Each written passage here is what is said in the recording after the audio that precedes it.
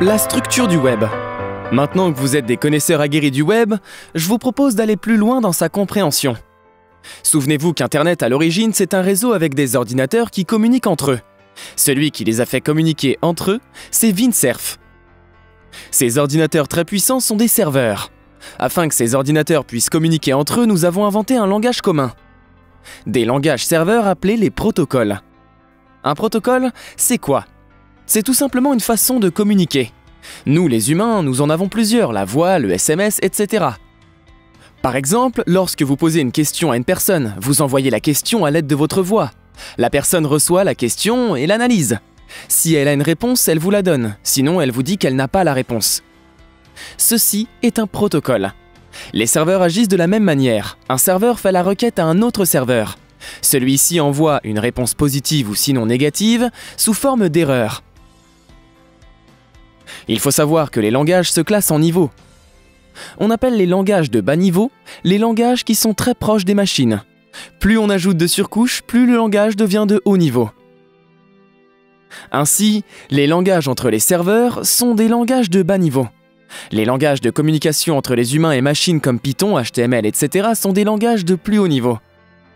Et même entre eux, il y a des nuances, car certains permettent de communiquer plus directement avec une machine, sans surcouche. Les langages qui sont de plus haut niveau sont par exemple les interfaces ou les logiciels. Photoshop, par exemple, est de très haut niveau. Revenons au langage entre les serveurs de bas niveau. Il y a le TCP. Il est inventé par Windsurf et permet de faire communiquer des ordinateurs. C'est Internet. Juste après viennent des protocoles de plus haut niveau. On trouve HTTP, HTTPS, FTP ou encore SMP. Ils sont tous basés sur TCP. FTP est le protocole qui permet l'échange de fichiers entre les ordinateurs. C'est ce qui permet les téléchargements, le peer-to-peer. SMTP est le protocole permettant l'envoi d'emails. Le HTTP, Hypertext Transfer Protocol, impossible de passer à côté, c'est ça le web. Quel que soit votre niveau d'utilisation du web, amateur éclairé, internaute exalté, blogueur d'occasion ou professionnel du digital, vous avez forcément été confronté à ce protocole des sites internet.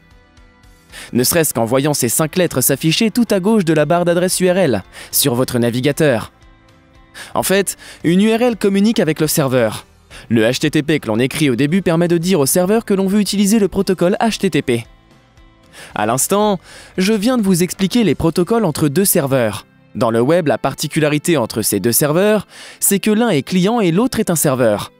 Le client envoie une requête au second serveur et celui-ci lui répond.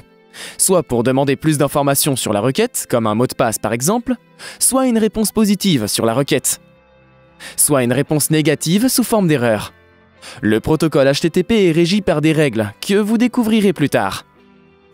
Pour les requêtes, il y a des mots à connaître. GET, qui permet de demande, ou encore POST, permet de publier et ajouter une information.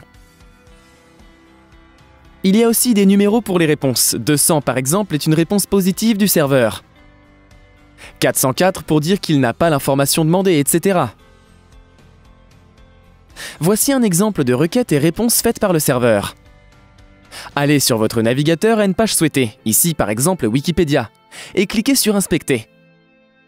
Appuyez ensuite sur Network, ensuite actualisez la page, et vous allez voir l'ensemble des requêtes qui ont été envoyées au serveur. Si vous cliquez sur une requête, alors vous verrez la communication qu'il y a eu entre le serveur et le client, qui est votre navigateur. Vous avez la requête URL, la méthode qui est GET, qui veut dire une demande d'information, le statut ici 304. Le code de réponse de redirection 304 Not Modified indique qu'il n'y a pas besoin de retransmettre les ressources demandées. C'est parce que vous devez actualiser, et le serveur dit que les infos n'ont pas changé depuis la dernière actualisation. Vous pouvez vous amuser à cliquer sur des liens de la page et regarder les requêtes.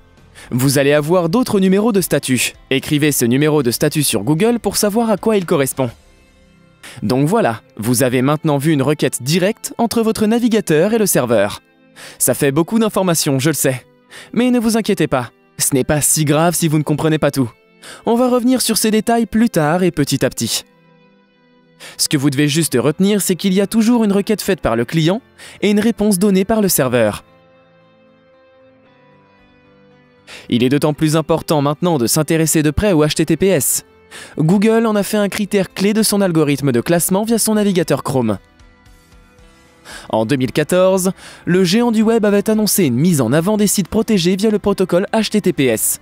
De quoi inciter les webmasters à sécuriser leur connexion.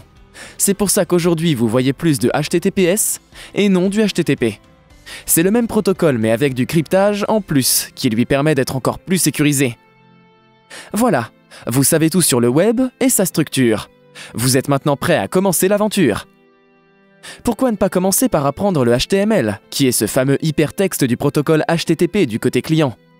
Aiga, professeur de HTML sur Daki, sera ravi de vous l'apprendre, j'en suis sûr et certain. Je vous dis à très bientôt.